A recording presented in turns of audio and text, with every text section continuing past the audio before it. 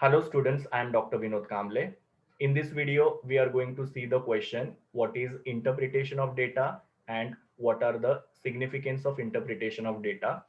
सबसे पहले हम लोग जानते हैं कि इंटरप्रिटेशन वर्ड का मतलब क्या होता है। तो इंटरप्रिटेशन वर्ड का मतलब होता है अंडरस्टैंडिंग करना या किसी भी चीज का मीनिंग फाइंड आउट करना।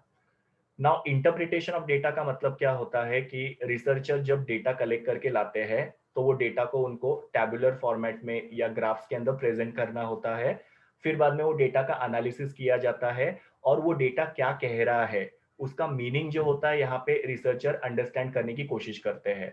जैसे हम लोग एक एग्जांपल लेते हैं कि एक पर्टिकुलर रिसर्चर है जो कस्टमर सेटिस्फेक्शन के ऊपर रिसर्च कर रहे हैं, जहां पे उनको ये फाइंड आउट करना है कि कस्टमर जो है वो प्रोडक्ट के क्वालिटी से सेटिस्फाइड है कि नहीं।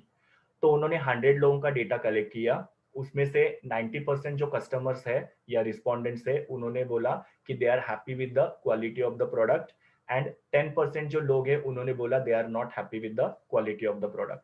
तो रिसर्चर ने डेटा कलेक्ट किया और वो डेटा को उन्होंने प्रॉपरली एनालाइज किया और उनको ये पता चला that maximum number of people are happy with the quality of product.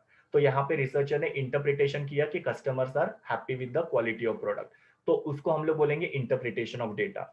सो जो भी डेटा रिसर्चर कलेक्ट करके लाते हैं उसको एनालिसिस करने के बाद में वो डेटा रिसर्चर को क्या कन्वे करना चाहते हैं उसी को यहाँ पे इंटरप्रिटेशन ऑफ डेटा बोलते हैं। तो इंटरप्रिटेशन ऑफ डेटा का मतलब क्या होता है, understanding what data is saying. So यहाँ पे डेटा इंटरप्रिटेशन का मीनिंग दिया है कि डेटा इंटरप्रिटेशन ये एक प्रोसेस है जहाँ पे जो भी डेटा कलेक्ट किया है उसमें से एक सेंस मेक आउट करने की या फाइंड आउट करने की कोशिश की जाती है कि ये डेटा में क्या लॉजिक है या ये डेटा क्या कहना चाहता है। या फिर यहाँ पे क्या किया जाता है, जो भी डेटा है उसका रिलेशन फाइंड आउट करने की कोशिश की जाती है। सो जो भी डेटा होता है उसमें से सेंस फाइंड आउट करना या वो डेटा का रिलेशन फाइंड आउट करना, उसी को यहाँ पे इंटरप्रिटेशन ऑफ डेटा बोला जाता है। जब भी रिसर्चर डेटा कलेक्ट करते हैं तो वो डेटा को वो अलग अलग तरीके से प्रेजेंट कर सकते हैं, जैसे बार ग्राफ के फॉर्म में उसको प्रेजेंट कर सकते हैं, लाइन चार्ट्स के फॉर्म में प्रेजेंट कर सकते हैं, टैबुलर फॉर्म मतलब के टेबल के फॉर्म में वो डेटा को प्रेजेंट कर सकते हैं या दूसरे किसी भी फॉर्म में डेटा को प्रेजेंट कर सकते हैं। फिर डेटा को प्रेजेंट करने के बाद में वो जो डेटा होता है उसका कनेक्शन फाइंड आउट करना जरूरी होता है। जैसे मैंने आप लोगों को बोला कि 90% people are saying that they are satisfied with the quality of product and 10% people are saying that they are not satisfied with the quality of the product। तो यहाँ पे क्या किया है, रिसर्चर ने कनेक्शन फाइंड आउट करने की कोशिश की है कि how many are satisfied and how many are not satisfied. और उसमें से फिर रिसर्चर एक कंक्लूजन ड्रॉ करने की कोशिश करते हैं that consumers are happy with the quality of product.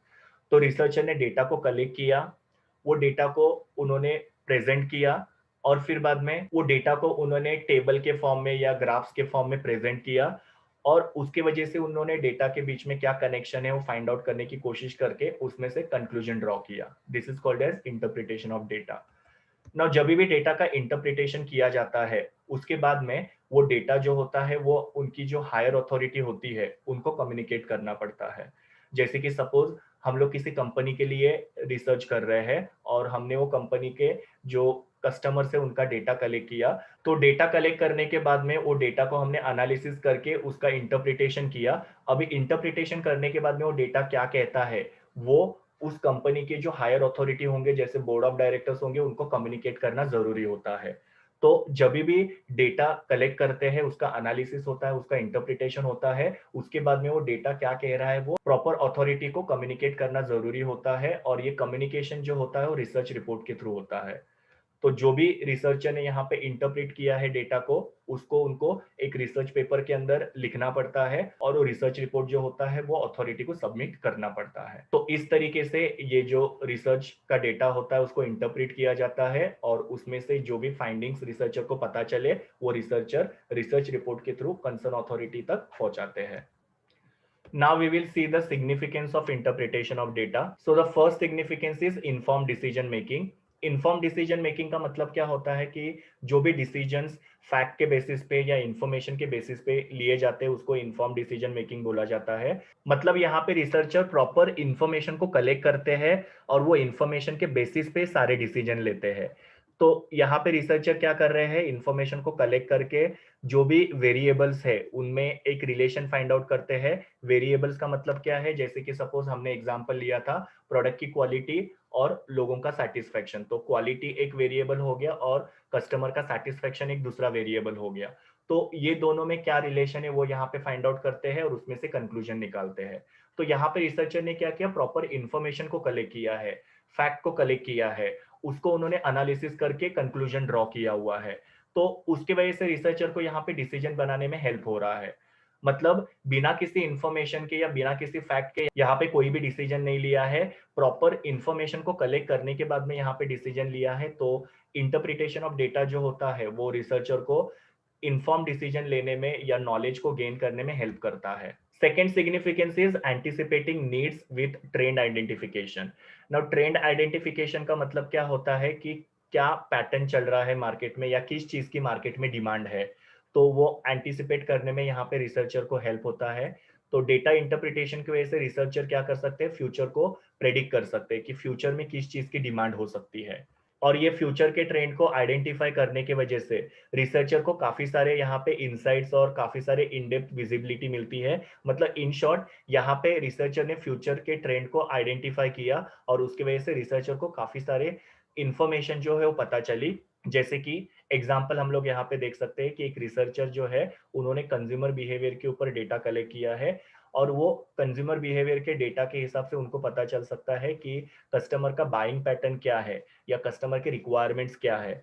तो उसके हिसाब से वो क्या कर सकते हैं, कस्टमर को फ्यूचर में क्या चाहिए वो उनको पता चलेगा और वो प्रोडक्ट को बना के कस्टमर को ऑफर कर सकते हैं, जिसकी वजह से उनका बिजनेस ग्रो करने में उनको हेल्प हो सकता है और उनका प्रॉफिटेबिलिटी भी यहाँ पे बढ़ सकती है। सो डेटा इंटरप्रिटेशन जो होता है वो रिसर्चर को फ्यूचर प्रेडिक्ट करने में हेल्प करता है और फ्यूचर प्रेडिक्ट करने की वजह से यहाँ पे रिसर्चर को काफी सारे इंसाइट्स और इन डेप्थ विजिबिलिटी मिल सकती है। मतलब कस्टमर को क्या सर्व करना है वो यहाँ पे रिसर्चर को इजीली पता चल सकता है। Third significance is cost efficiency. Now जब भी यहाँ पे अप्लाइड रिसर्च होता है, अप्लाइड रिसर्च का मतलब ये होता है कमर्शियल रिसर्च, मतलब जैसे कि कंपनी की प्रॉफिटेबिलिटी कम हो रही है तो प्रॉफिटेबिलिटी बढ़ाने के लिए रिसर्च किया जा रहा है, या कंपनी का सेल्स कम हो रहा है तो सेल्स बढ़ाने के लिए यहाँ पे रिसर्च किया जा रहा है। तो बेसिकली यहाँ पे नॉलेज पर्पज के लिए सिर्फ रिसर्च नहीं किया जा रहा है, तो कंपनी का ग्रोथ या कंपनी की प्रॉफिटेबिलिटी को बढ़ाने के लिए यहाँ पे रिसर्च किया जा रहा है, उसको यहाँ पे अप्लाइड या कमर्शियल रिसर्च बोला जाता है। तो जब भी अप्लाइड या कमर्शियल रिसर्च किया जाता है और डेटा को प्रॉपरली इंटरप्रेट किया जाता है, तो उसके वजह से जो बिजनेस है उसको काफी सारे कॉस्ट बेनिफिट्स मिलते हैं। जैसे कि डेटा एनालिसिस की वजह से मैनेजमेंट को एक अलर्ट मिलता है कि कहाँ कहाँ पे वो अपने कॉस्ट को रिड्यूस कर सकते हैं।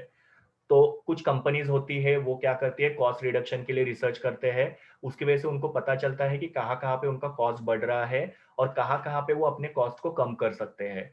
तो एक बार उनको पता चल गया कि यहाँ पे हम लोग का कॉस्ट जो है वो काफी ज्यादा बढ़ रहा है और यहाँ पे हम लोग कॉस्ट को बचा सकते हैं, तो उस हिसाब से नेसेसरी स्टेप्स लेके कंपनी जो है वो क्या कर सकते हैं, अपने कॉस्ट को मिनिमाइज कर सकती है।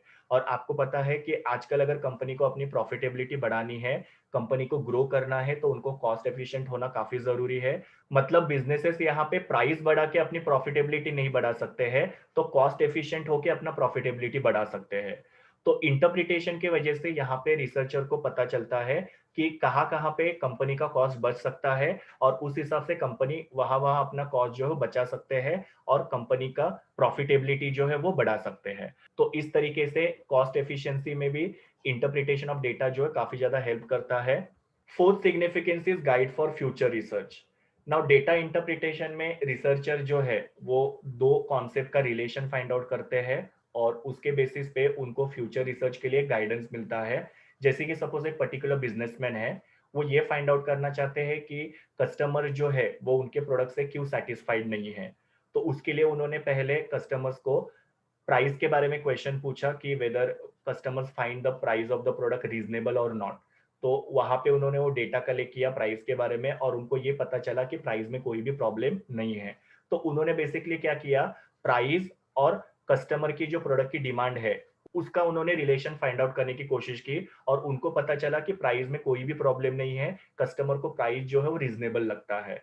फिर बाद में रिसर्चर वहां से क्या कर सकता है, फ्यूचर रिसर्च कर सकता है, जहां पे वो ये फाइंड आउट कर सकते हैं कि प्रमोशन में कोई प्रॉब्लम तो नहीं है ना, प्रमोशन लोगों को इनइफेक्टिव तो नहीं लग रहा है ना, फिर बाद में रिसर्चर वहां पे प्रमोशन के बारे में कस्टमर्स को क्वेश्चन पूछेंगे कि उनको प्रमोशन जो है वो इफेक्टिव लगता है कि नहीं, प्रमोशन जो है उनको अट्रैक्टिव लगता है कि नहीं, और उसके हिसाब से वो उसमें रिलेशन फाइंड आउट करने की कोशिश करेंगे कि प्रमोशन और कस्टमर की डिमांड इसमें कोई रिलेशन है क्या। तो इस तरीके से यहाँ पे क्या हुआ कि पहला जो रिसर्च वो बिजनेसमैन ने किया था, जहां पे उन्होंने प्राइस और कस्टमर का डिमांड इसका रिलेशन फाइंड आउट करने की कोशिश की, और उसमें उनको कोई भी रिलेशन नहीं मिला। फिर बाद में उन्होंने प्रमोशन और कस्टमर डिमांड के ऊपर रिसर्च किया, उसका रिलेशन फाइंड आउट करने की कोशिश की। तो इस हिसाब से यहाँ पे क्या हो गया कि पहला जो उन्होंने रिसर्च किया उसके बेसिस पे उनको फ्यूचर रिसर्च का एक गाइडेंस मिला। तो इंटरप्रिटेशन ऑफ डेटा जो है वो रिसर्चर को फ्यूचर रिसर्च करने में हेल्प करता है। अगर पहले रिसर्च में उनको कोई भी रिलेशनशिप नहीं मिला, तो वो दूसरा रिसर्च करके देख सकते हैं कि उसमें कोई रिलेशन है क्या। वहां पे वो दो कॉन्सेप्ट्स को स्टडी कर सकते हैं और उनका रिलेशन फाइंड आउट कर सकते हैं। तो इस हिसाब से इंटरप्रिटेशन ऑफ डेटा जो है रिसर्चर को फ्यूचर स्टडीज के लिए या फ्यूचर रिसर्च के लिए हेल्प करता है या गाइड करता है। Next significance is stimulate quest for more knowledge. Quest का मतलब होता है सर्च।